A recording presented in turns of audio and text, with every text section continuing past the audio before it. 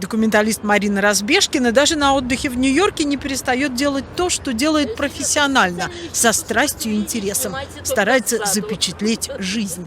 Ее метод, и на этом методе построено обучение в ее школе документалистики в Москве, подойти к человеку очень близко, войти в его личное пространство, при этом ему не мешая, и увидеть то, чего раньше никто увидеть не мог. Русская культура практически не занималась никогда горизонтальным пространством человеческой жизни. Она занималась только вертикалью, оппозицией добра, зла, Бога, дьявола и так далее. А мы занимаемся реальным человеком и реальным его пространством.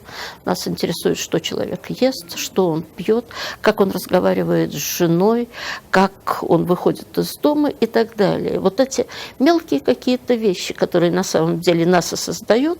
Марина говорит, что политических фильмов не делает, но когда ее учеников захватывает политическая тема, она помогает над ней работать. Так было с фильмом «Зима, уходи» про президентские выборы в России в 2012 году. Этот фильм снимали сразу 10 ее студентов. А фильм ее ученицы Биаты Бубенец «Чечен» про чеченца, который в Украине воюет против русских. Марина считает, что в современной России выпускникам ее школы будет непросто. В этой атмосфере не может ничего развиваться, может развиваться только сопротивление.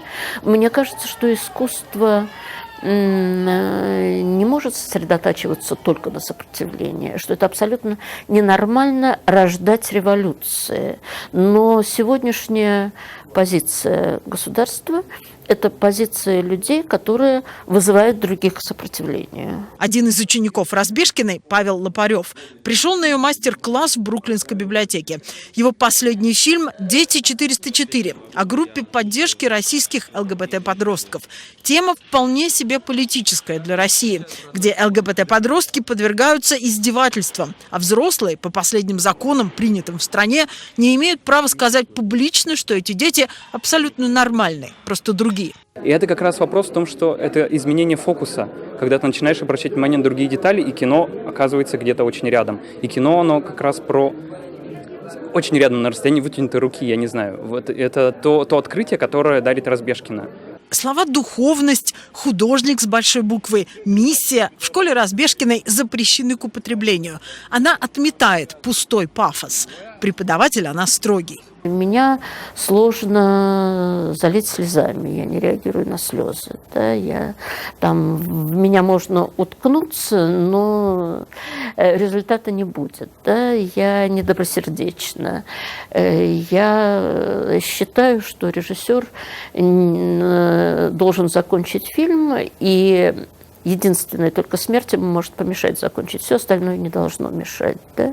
Даже тяжелые болезни. Вот умер, ну тут куда денешься? Умер, да? Разбежкина хочет, чтобы люди приходили к осознанию ценности собственной жизни, приобретали собственное мнение и сами находили важные ответы на важные вопросы.